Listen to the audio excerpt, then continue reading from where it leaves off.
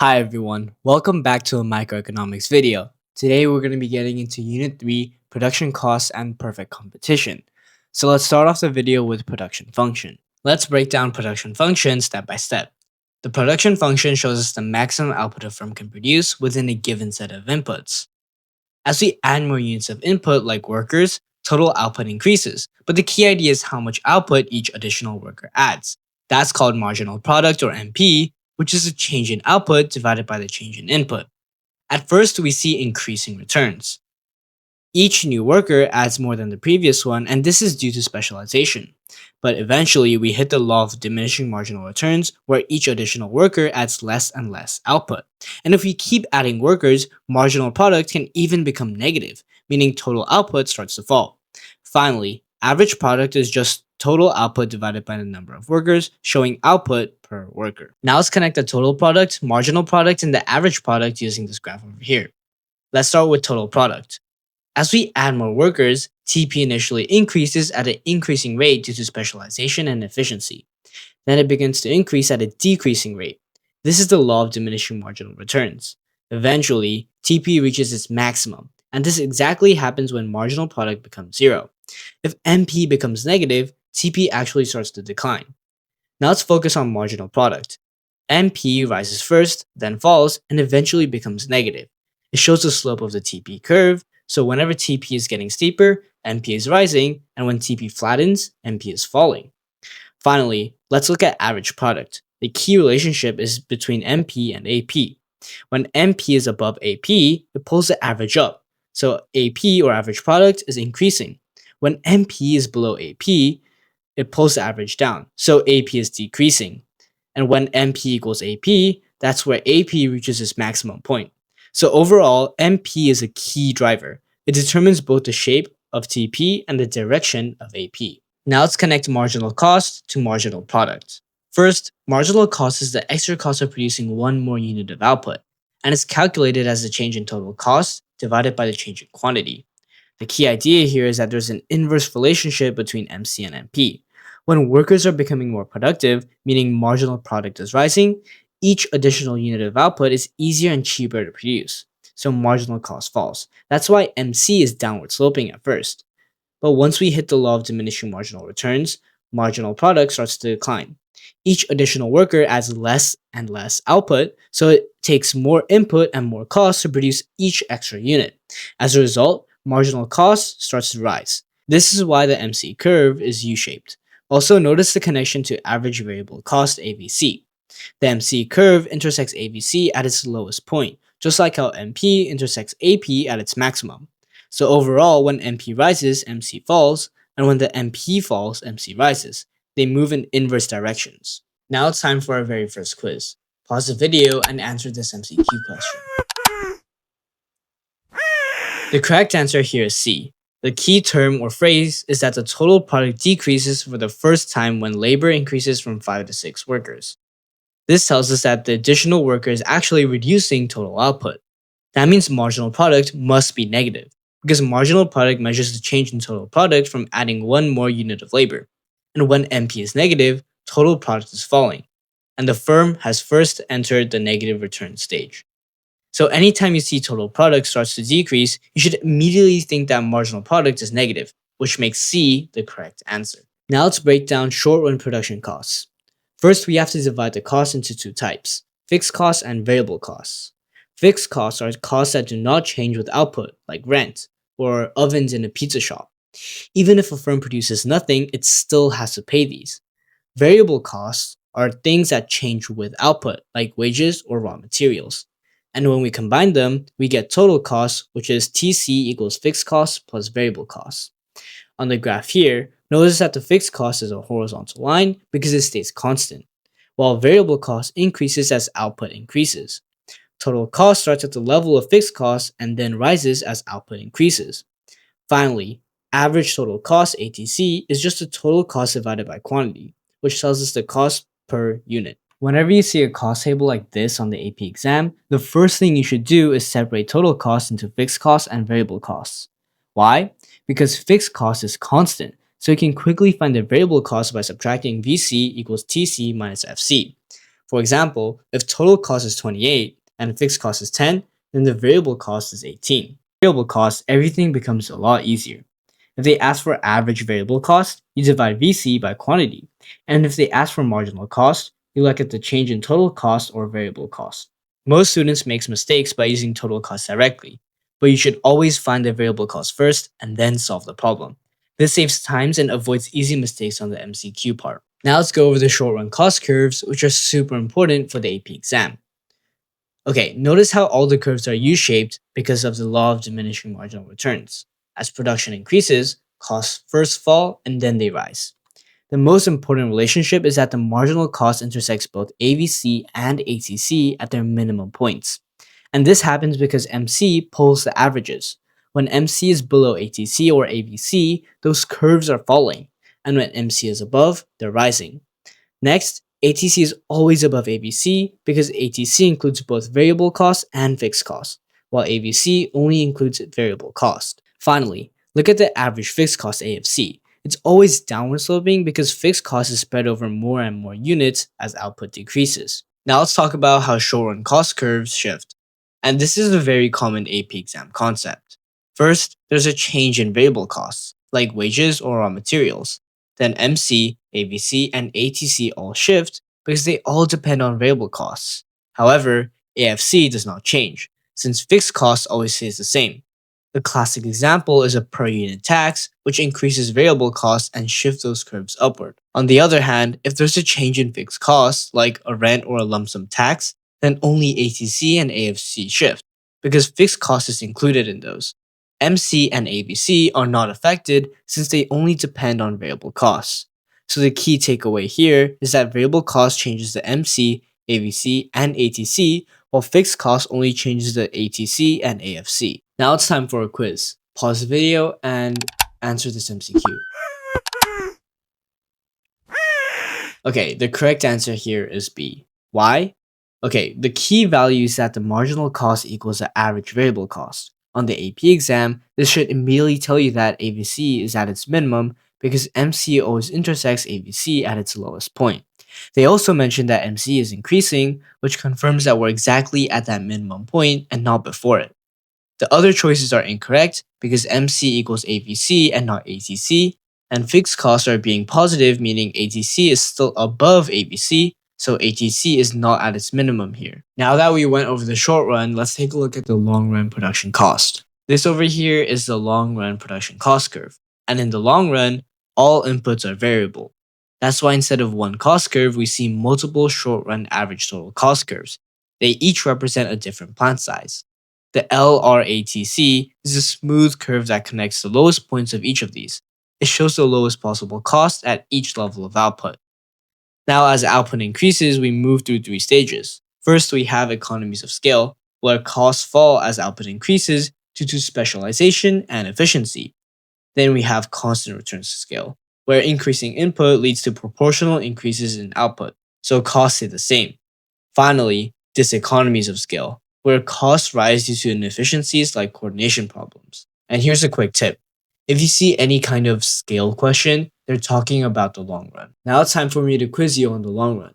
Pause the video and answer this MCQ. Okay, the correct answer here is B. The question tells us that we're in the long run, so the key concept is returns to scale, not marginal product or short run costs.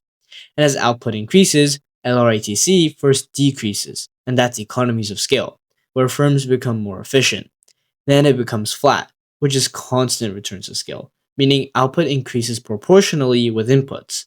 Finally, LRATC then increases, which is diseconomies of scale, which is caused by inefficiency like coordination problems.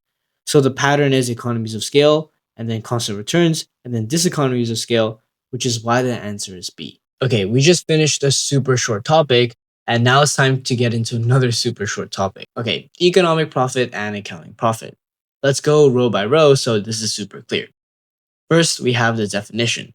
Accounting profit is total revenue minus explicit costs, and economic profit is TR minus both explicit and implicit costs. Next, the cost included. Accounting only includes explicit costs, things that you actually pay like wages and rent, while economic includes explicit plus implicit costs, which are opportunity costs like foregone salary or interest. Now let's look at the focus. Accounting profit focuses on what's on paper, like the financial records, while economic profit focuses on the true profitability considering all resources. And used by. Accounting profit is used by accountants and tax authorities, while economic profit is used by economists and decision makers. Now let's take a look at an example. If a business earns $100,000 and spends $70,000 on costs, that's $30,000 in accounting profit. But if the owner gave up $40,000 as well, that's 100,000 minus 70 minus 40, so that's negative $10,000 in economic profit. So there's three types of economic profit. Positive economic profit, which is doing better than alternatives. Zero economic profit, which is normal profit, which is TR equals TC, and they break even, but not in a sad way. And negative is where people lose money. Now that we're done for this unit, it's time for another quiz. Solve this MCQ. Okay, the correct answer here is C. Let's start with the key clue. Accounting profit is zero. That means total revenue already equals all explicit costs. But the question adds implicit costs. The owner gave up $60,000 and $4,000 in interest, so the total implicit costs are $64,000. Now for economic profit, we subtract both explicit and implicit costs. Since accounting profit is already zero, we're basically subtracting just the implicit ones, giving us negative $64,000. So the firm is making a negative economic profit, which makes the correct answer C. Now we're getting into the most important topic for this unit, so make sure you're taking notes. Here's a big picture of market structures from the most competitive to the least competitive. At the top here, we have perfect competition. That's what we're learning today. There's many firms, identical products, no market power, and it's best for consumers. Next, we have monopolistic competition. There's a lot of firms with differentiated products, so more choice but some efficiency. Then we have oligopolies. There's a few dominant firms where pricing is strategic and firms may collude. Finally, we have monopolies. One firm has full market power and there's usually higher prices, but sometimes it's acceptable in natural monopolies. Perfect competition is the most competitive market structure, and here are some key features. First, there are many firms selling identical products, so no firm stands out. Because of this, firms have no price control and they are price takers. Next, there's no barriers to entry or exit, meaning firms can easily enter if profits exist and leave if losses occur. That's why in the long run, firms earn zero economic profit. The demand curve for each firm is perfectly elastic or flat because they must accept the market price. Finally, this market is highly efficient. Allocative efficiency, where P equals MC, and productive efficiency, where firms produce at minimum ATC. Now let's talk about profit maximization. And the golden rule is produce where MR equals to MC. Looking at this table here, when MR is greater than MC, the firm should keep producing because each extra unit adds more to revenue than cost. Where MR is less than MC, the firm should stop because it's losing money on that unit. So the profit maximization output is exactly where MR equals to MC. Now, under perfect competition, firms are price takers, meaning they accept the market price. That's why for the firm, MR equals to D equals to AR equals to P, shown as a flat line, Mr. DARP. So the firm chooses the quantity where this horizontal price line intersects the MC curve. Now let's learn about profit maximization with graphs. Okay, let's start on the left here. When MR is greater than MC, each extra unit adds more to the revenue than cost, so firms should keep producing more. And in the middle, when MR is less than MC, the firm is losing money on the last unit, so it should produce less. So the only optimal point is on the right, where MR equals MC. That intersection gives you the profit maximizing quantity. Now let's take a look at a firm's decision making. Let's start with the graph 1. The firm produces where MR equals MC, then looks up to the price. If price is above ATC, like here, the firm is making a profit, and that yellow area is profit per unit times quantity. Now let's look at the graph on the right. It's the same first step. Produce where MR equals MC, but now price is below ATC. That means the firm is making a loss. Here's the key decision. Compare price to ABC. If price is below ABC, like in this red zone here, the firm should shut down in the short run because it can't cover its variable costs. Now let's finish with the last two cases. Graph 3 here shows normal profit. The firm still produces where MR equals MC, but now price equals to ATC. That means total revenue equals total cost. So the firm is breaking even. But remember, this includes opportunity cost, so it's actually doing fine in the long run. Graph 4 is a loss, but there's no shutdown. Again, produce where MR equals MC. Here, price is below ATC, so the firm is losing money. But notice how the price is still above AVC. That means the firm can cover its variable costs and part of its fixed costs, so it should keep producing in the short run. Now it's time for a fun graph quiz. Pause the video and calculate the things below. Okay, let's go through this step by step like it's an actual AP exam. First, identify the price line. In perfect competition, AR equals MR equals to P, so that horizontal line is AE, which gives us a price of 30. Next, find the profit maximizing quantity, which is MR equals MC, which is point E, and that gives us a quantity of 50. Now let's calculate total revenue TR, which is price times quantity, which is 30 times 50 equals 1,500. Then find ATC at that quantity, which is point F, and that's around 24. So total cost is 24 times 50, which is 1,200. Profit is just TR minus TC equals 1,500 minus 1,200 equals 300, which is the vertical distance between price and ATC times quantity. For AFC, look at the gap between ATC and AVC, and that's 4. Finally, the shutdown point is where price falls below the minimum AVC, which is around 12. Now let's talk about the two different types of efficiency. The first being allocative efficiency. Okay, this happens when P equals to MC. That means the value consumers place on the good equals to the cost of producing it. So resources are allocated where society wants them. P equals to MC. Next, we have productive efficiency. This is when firms produce at their lowest possible cost, which is where P equals minimum ATC. In other words, firms are operating at the bottom of the cost curve. Make sure you memorize this for your AP exam. What happens to perfect competition in the long run? In the long run, firms can enter and exit freely, and all inputs become variable. Now, because of this, firms end up earning zero economic profit, also called normal profit, where price equals minimum ATC. Now let's look at the adjustment process. If firms are making a profit, new firms enter the market, and this increases the supply, which pushes the price down, and profits shrink until they reach zero. If firms are making losses, firms exit the market. Now this decreases the supply, which raises the price, and losses shrink until firms break even. This is the final part for this video, so make sure you're listening. Let's start at the short run on the top. Demand increases, shifting from D to D1.